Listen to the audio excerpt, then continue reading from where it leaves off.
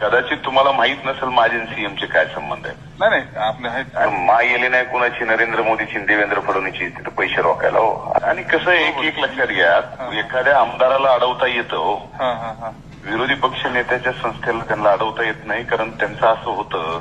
बरोबर, आपण सगळीकडे आपण मी सगळे म्हणजे त्या सभागृहात मी काहीच सुरू देत नाही पुन्हा सत्ताधाऱ्यांचं. बरोबर. त्यामुळे ते माझा नाद करीत नाहीत भैया, माझा ऐका तुम्ही कन्व्हिन्स व्हा. पैसे तुम्ही नुसते अमाऊंट सांगायची तेवढी आणून द्यायची. बरोबर. आता मी परळीची नगरपालिका चालविली का नाही, एका वेळेस मी 150 कोटी रुपये आणले आणि कुठं रोखले.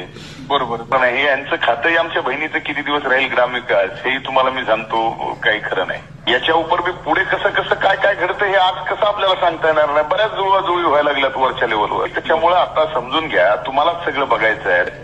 आणि सगळ्यांनी खाली काम केलं तर आम्ही आपलं बोंबलं फिरतो वर राज्यात घोडे लावीत सगळ्याला. बरोबर. आणि खाली बघा सगळं, फक्त खाली आम्हाला